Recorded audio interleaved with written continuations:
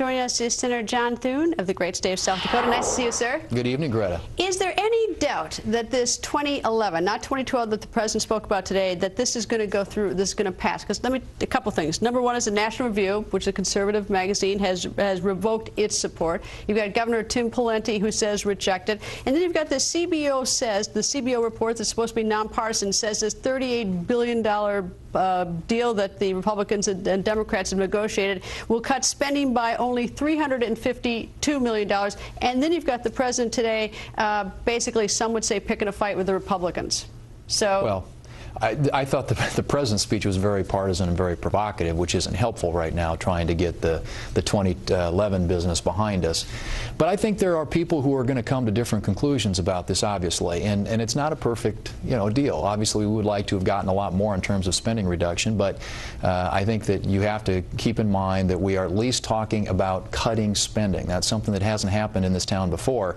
But I heard David Walker testify in front of the Senate Finance Committee today, and he made an observation about the continuing resolution and the amount that arguing about how much it cuts is like arguing over the bar tab on the Titanic. The real money is the 2012 budget and the trillions of dollars that we have to get after in spending in the future. Except this sort of sets the stage. And if indeed this $38 billion, first of all, it's less than 2% of the budget. I mean, right. That's the first thing. It's not even if you accept $38 billion. But then if you find out that the CBO, these aren't my numbers, I don't know how to figure out these numbers. This is CBO says it's cutting spending by only $352 million. And this whole sort of numbers game in Washington is a little bit crazy to begin with. But if we're now down to that, it's sort of like this 2011 dry run has been a little bit of a charade. I think, and we'll get into the CBO and the weeds on that and figure out exactly what this analysis shows. This story, I think, just broke. But you still have to remember that, and that's the thing I think I mentioned on your show last week, is what we wanted to see is a reduction in discretionary spending, because that lowers the overall spending baseline going forward. And remember that the discretionary part of the budget, non-national security discretionary spending, increased by 24% in the last 2 years. So we're trying to ratchet that down.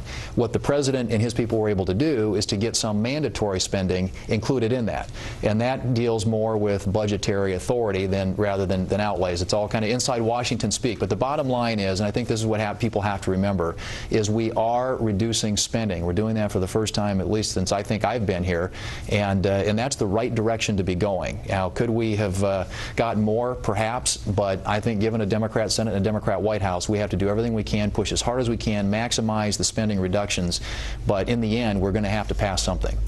It's interesting watching the president today, though. If the whole idea is that both parties have to work together, I have interviewed Congressman Paul Ryan a number of times, and I think he's rather mild-mannered. And he came out and, in response to the president's speech, I think he was livid. He said it was excessively partisan, dramatically inaccurate, hopelessly inadequate, not fiscal leadership, political broadside by our campaigner-in-chief, not building bridges but poisoning wells, exploiting people's emotions of fear, envy, and anxiety is not hope, is not change, it is partisanship. So when it was such a at least it looks like Paul Ryan thinks that this is looks like a declaration of war, and not, as we go into 2012 discussion, any sort of let's work together.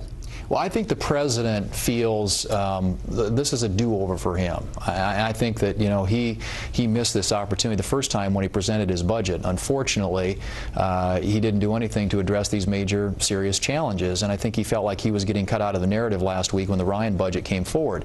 But what the Ryan budget does is it put an alternative out there that addresses the long-term challenges, fiscal challenges facing this country without raising taxes. And the president, of course, immediately resorted in his remarks, and he talked about the balanced approach, but the balanced approach means we're going to raise your taxes. And right now what the American people want to see is they want to see us rein in spending. Spending is, in terms of percentage of our gross domestic product, the highest level since World War II. And that's where this is where this discussion has to start. These speeches, whether it's on either side of the aisle, it's loud talk, and what people ultimately do is what matters. But what struck me about the president's speech is he was dismissive about the thought of eliminating waste and abuse. He he just was dismissive about it.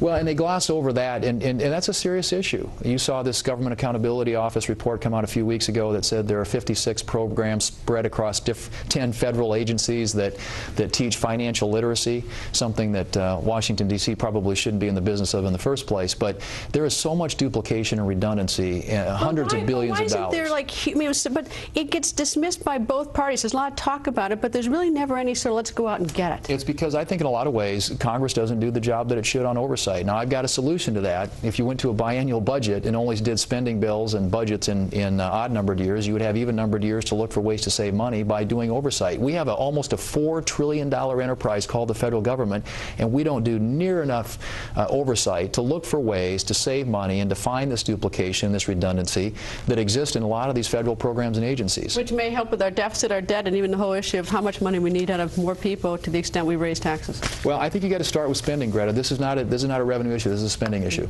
Senator, thank you very much, sir. Thanks, our next guest.